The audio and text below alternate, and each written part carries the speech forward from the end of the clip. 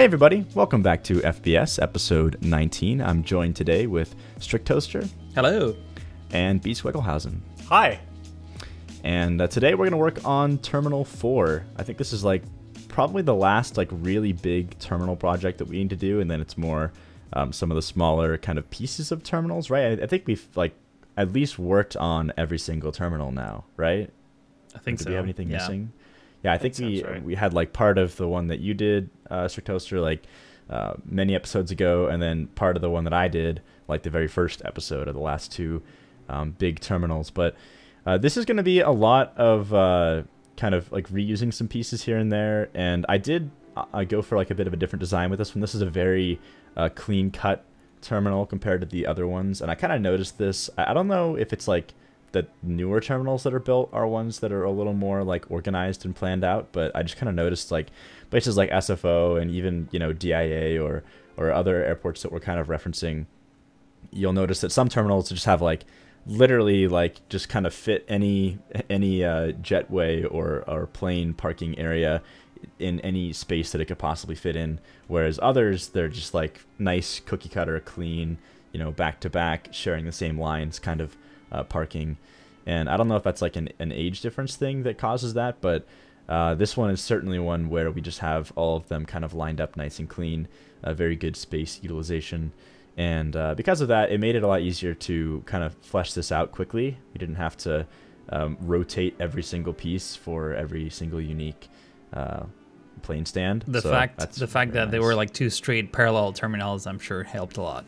Oh yeah, absolutely. Yeah, and I do like this design though. I think this was when we were talking like way back when we first started this project. I think we were debating on the layout of like the terminals to begin with, and I know that we wanted to include at least one like satellite sort of section, right? And this was kind of like what we settled on, and it's having one like this, but because we were looking, I think it was DIA that we were looking at, that we liked how there's like the underground train that would go off to the satellite terminal. So that's where this comes from. But yes, it was very nice, especially for signage, to have this two parallel pieces here. But we did run into some issues lately with the, well, I guess it was more of a Steam Workshop issue, right? Like I think that was, I think it was a Strict Toaster kind of issue.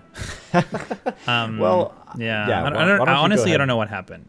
Yeah, I think that I might know a little bit about this, just because when we talked about it, I remember the very same thing happening to me with Avalon and even with Rhinestone like a very long time ago. Occasionally what'll happen, so okay, let's talk about what actually happened first.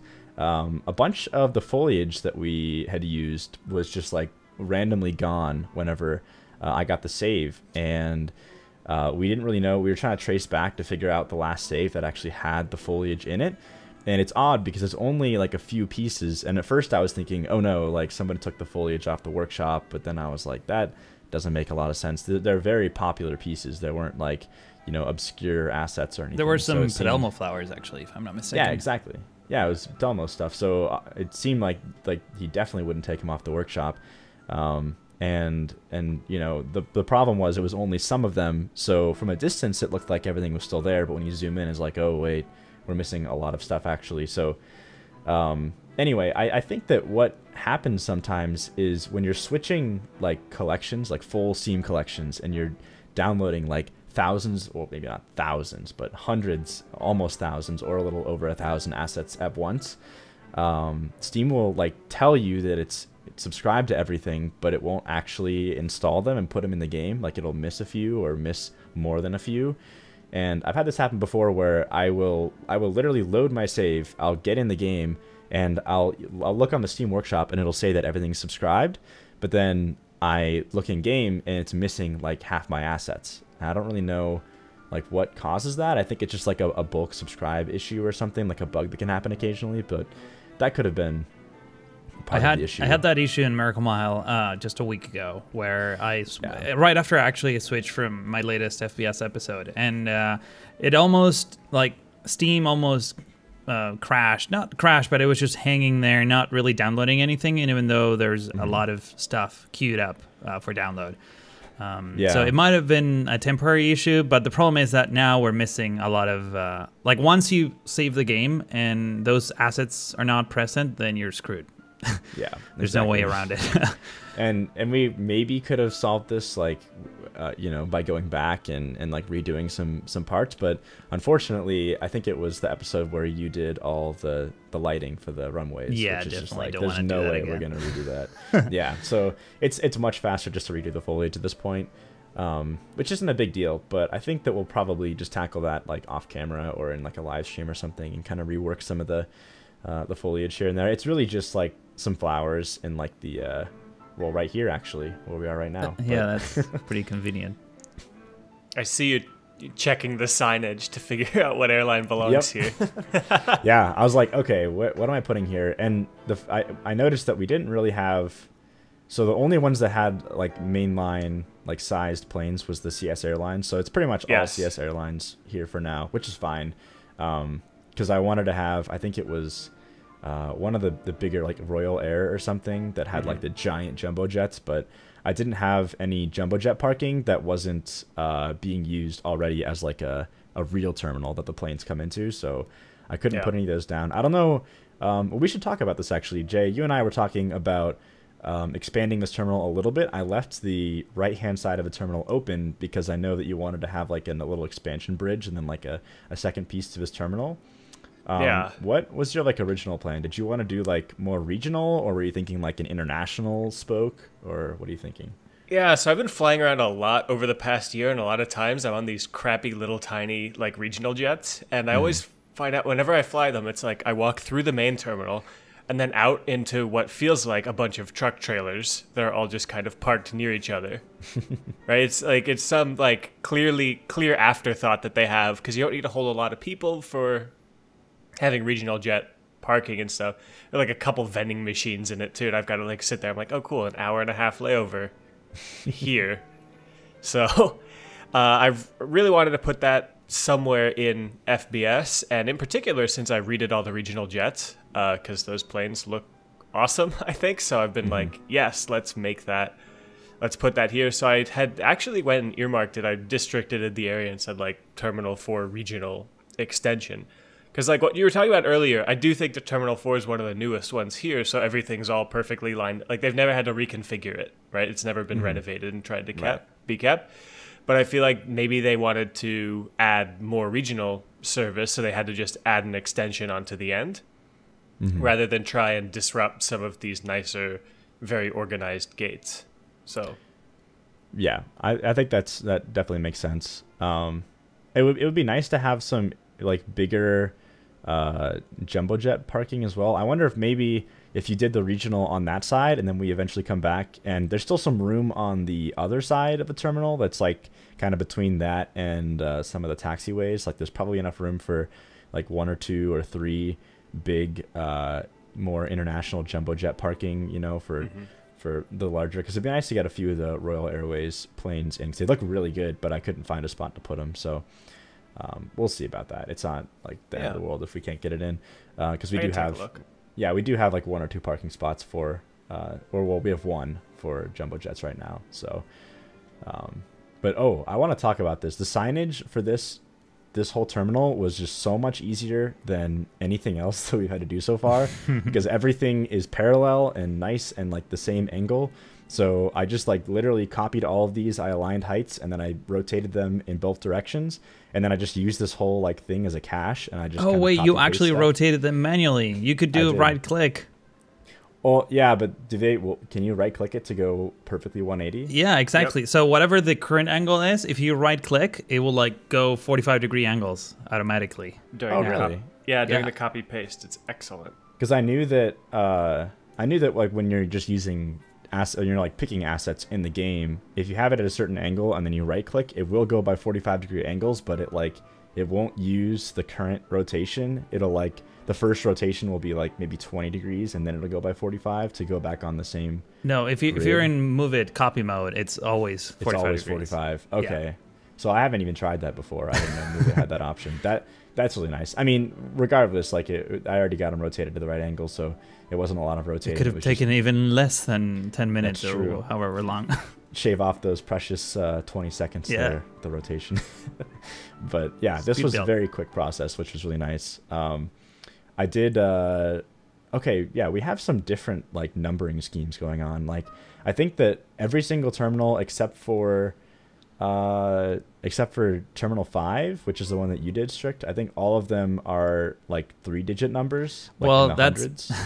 I mean, I already talked about this, but that's because that's the first one I did, which only had like less than 10 gates in total, which means like, oh great, I can just use 2 numbers. And then when I tackled the other ones, like, oh never mind, I need 3 digits. Right. So that's how that came to be. But that's not a okay, I do remember you mentioning that now, but that's not a big deal because everything else kind of like, you know, worked out fine anyway. So yeah, it wasn't a huge deal. But I just used the hundreds digit for that, and all of these were AB. So I think there's like literally maybe 14 or 15 total numbers used, and then double that for all the gates. So that was kind of nice. Nice. Yeah, and then I reused a lot of the same, you know, joint segment, concrete joint kind of pieces here to fill out some of this area and make it look a little bit nicer, because it's kind of, you know, a little flat with our current texture. But I still think that we made the right call by just going with a nice clean texture and not having, you know, having a little more control over where the concrete joints go. Yeah, for sure. It wasn't that many more props to sort of fill that area out. I think we're pretty good in terms of props for the first time. I'll never thought those words would come out of my mouth, but yeah. Since episode like 3, I think we're now good on props. I know. It's very nice to not have to worry too much about that. Even still, though, it's I know I'm trying to be conscious here and there, using like larger decals to kind of cover areas and not, you know, copy too much. But definitely decals was the biggest part of this whole build, because almost all of the ground props are buildings. Like those little clusters of carts and things are all buildings. So really, it's just the decals that kind of racked up the props here. But I think even then, the one thing that I did do is this part here. I did like these sort of, you know, like tread mark like markings, and I think in total it's like maybe 5 per gate, and there's like, you know, 20 gates or something. So I didn't think it was a big deal to use like 100 props or so to get that look going, because I really like the worn look on these. I think it looks like way better than just like. Well, actually, we pretty much need to add those, or at least that type of treatment, to a lot of places all around the airport. I mean, we didn't talk about this before, but the runways are obviously going to fashion, you know, the skid marks, if you will, just all over the place. So yeah, we still need to add a lot of props to this. We're not done yet. I wonder how hard it is to work with the big decals mod. Do you need to like do anything specific to make like really large decals? I wonder if we could even ourselves make, because I imagine decals aren't that hard to make. It's more like a Photoshop kind of make them fit in with the game well kind of thing. But we could make some really big decals that are just like series of skid marks and things, or, you know, some wear marks for like maybe a plane parking wear mark, and then we could delete all these extra props, and then maybe like a couple like really large kind of skidded looks for all over the oh god, I had to find those stupid white ones again, and there was 2 of them this time, so I had to like double up on it. It took forever. Actually, the second one came right away, so that was nice. But yeah, I didn't know what to do with these inner areas, because there was these giant terminal buildings kind of in the way, and I didn't want to have there wasn't enough room really for full gates, so I just went with these kind of regional pieces here. So I think that's kind of nice, actually. You wouldn't have to walk all the way to the end of the terminal just to get to the regional ones. You could just kind of walk out the front door and you're there. So that's nice, I guess.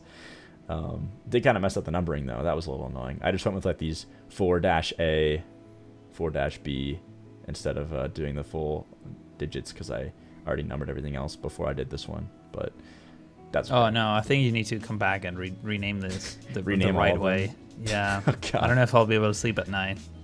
I thought this was pretty reasonable. Incorrect numbering scheme. Incorrect numbering. We did this for the big international ones too. The Mars like terminals in Terminal 3, I think. But anyway, we're pretty much at the end of the episode now. So I'm going to wrap this one up here. I hope you all enjoyed this episode. Be sure to check out B. Swigglehausen's channel, or Jay's channel, for next week's episode, next Friday, episode 20. And of course, also subscribe to Strict Toaster if you haven't already. We're all in the description down below, so check out our channels and subscribe there. And as always, thanks for watching, and we'll see you next time.